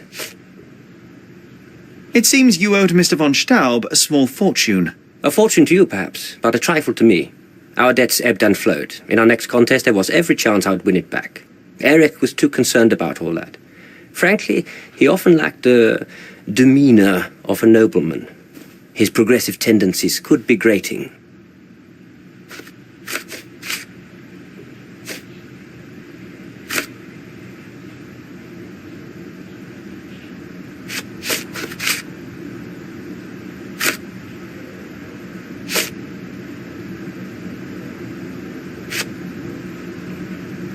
I can't help you with this. Last year, there was a similar incident in which a duelist died. What can you tell me? A tragedy. I shot too well, and my opponent stumbled from the impact. He slipped and fell down the cliff. I regret it all. I have not participated in a duel since. Instead, I only take the role of a referee and supervise the proceedings for safety. I swore that no other club member would die in a duel. Alas, someone else intervened.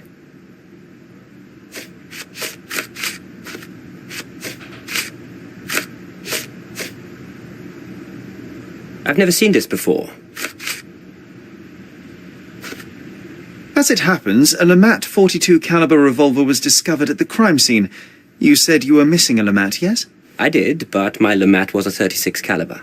And you can prove that? My word is proof enough. If I said it, it is true.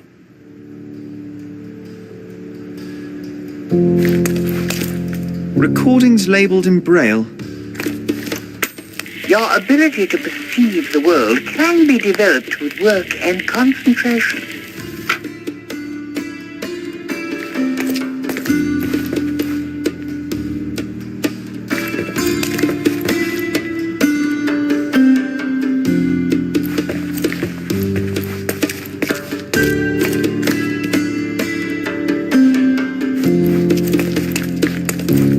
How to sharpen one's senses.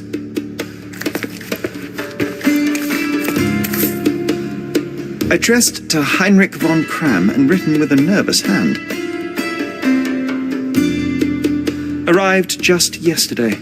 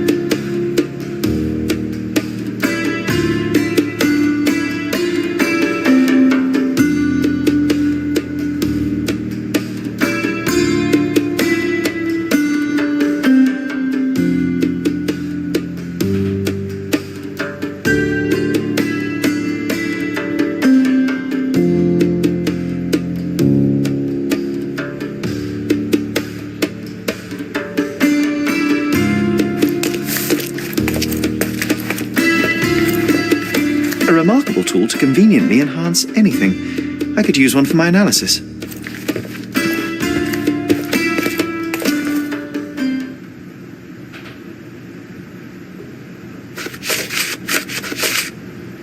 You and Eric were competing for the position of honorary consul, yes? Quite the title. We were, but he stood no chance. Only a true nobleman could take such a role. Difficult for him to contest it now. I need to be elsewhere.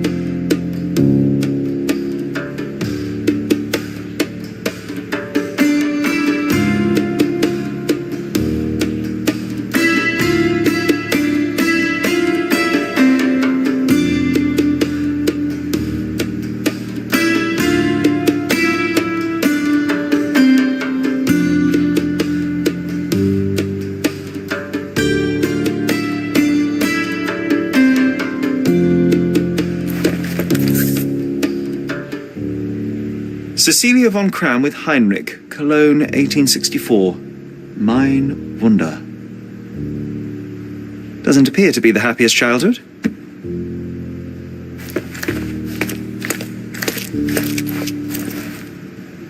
There must be more you can recall from the day of the duel. I wish. My eyes make me a poor witness, I'm afraid. Yes, your blindness. An affliction since childhood, one presumes. No scars on your face, and you carry yourself with confidence. I'm starting to see your worth, Mr. Holmes. But this limitation developed your other senses and made you an excellent marksman. So, tell me, did you notice anything else? I do recall a floral smell. Something artificial. It was sweet and fresh and came from the direction of the killer.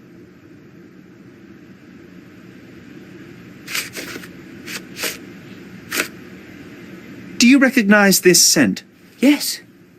This is it. The smell I noticed at the ruins. Where did you get it? Do you know who killed Eric? Tell me his name. I need to be elsewhere.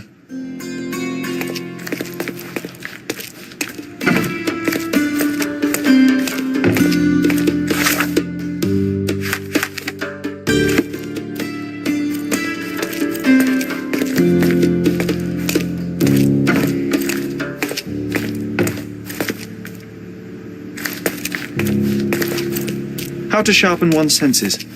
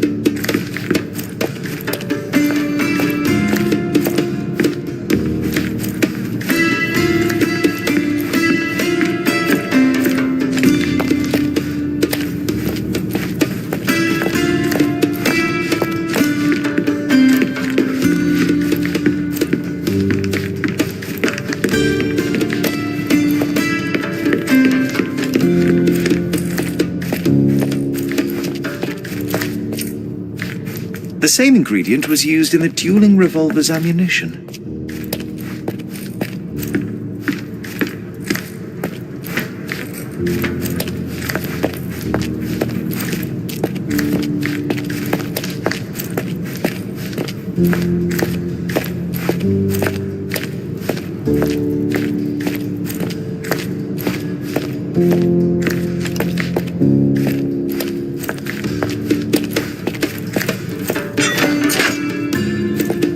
Clever system.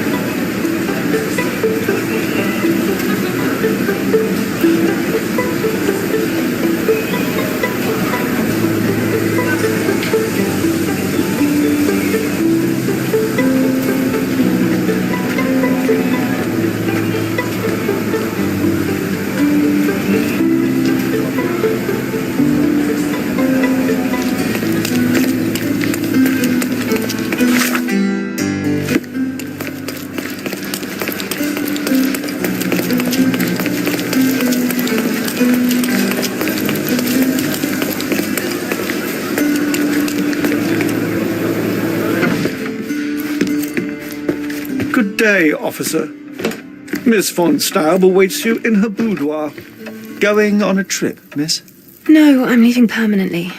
This place brought me nothing but sorrow. I am sorry. What do you want? I think the time has come to be honest with each other, Miss von Staub. I'll start with my confession. I misled you in our previous meeting. My name is Sherlock Holmes, and I do not work for the police. What?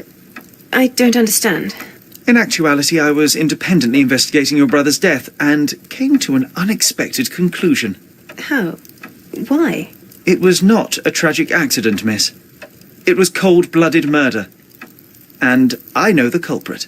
No. Who is he? Nice try, but as you well know, I'm talking to the culprit right now. What? Are you out of your mind? Certainly not. Allow me to explain how you killed your brother.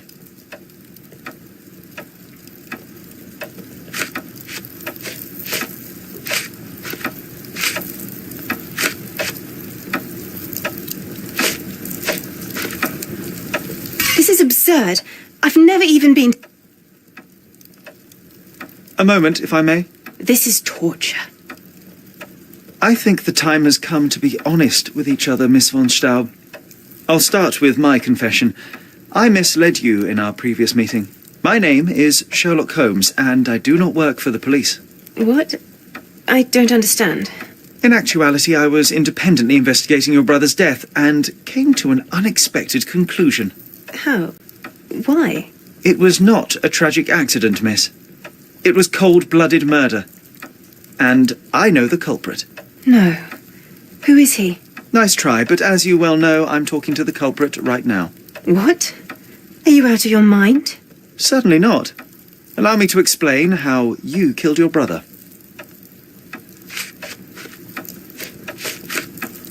The missing box in your brother's room contained a lamat, the same weapon used for the murder. You stole it to kill your brother. What? No. Eric was obsessed with guns. I bet he simply left that revolver somewhere else. Yes, it was left somewhere else. The crime scene. Abandoned in panic, a typical feminine response. No, I've never been to that cursed place.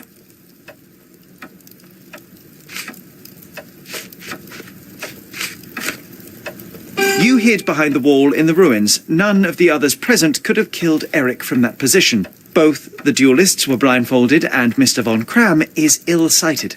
So nobody saw anything? Your imagination has run wild.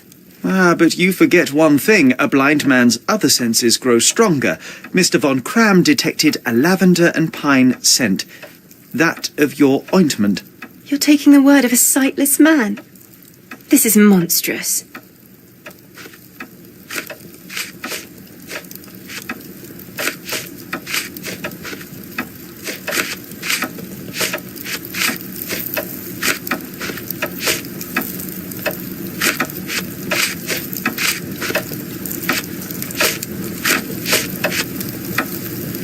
It is your brother who was monstrous. He was a tyrant and you could tolerate his abuse no longer. Living with Eric was a nightmare, yes. But he was my brother. Now, Miss von Staub, take your time. Tell me the truth. After our parents died, my life slowly became hell. My brother began to humiliate me. Then he became violent. Each day he'd invent a new punishment. Shut my room, burn my paintings, starve me. And without fail, I would be beaten. All visits were forbidden, all contact verboten. I was his caged bird, his pet. When we did go out, he used me to bait influential people. He sold me to Mr. Boddington simply to earn a place amongst this island's elite. Was that not freedom from your brother? He sold me as a thing, sir. Who do you think this gentleman was? I could not endure more cruelty. Mr. Holmes, I'm begging you. Please don't do this to me. Don't throw me from one cage to another. You have suffered enough, Miss von Staub, but now it is over. I will not turn you into the police. I don't know what to say. What will happen with the case? The usual. With their typical stupidity, the inspectors will confidently declare the case a tragic accident, and that will be that. I didn't expect such kindness. Kindness? No, where the truth reveals injustice, I expect accountability, but in this matter, Miss von Staub, I see no injustice at all. Thank you, Mr. Holmes. I'll never forget what you're doing.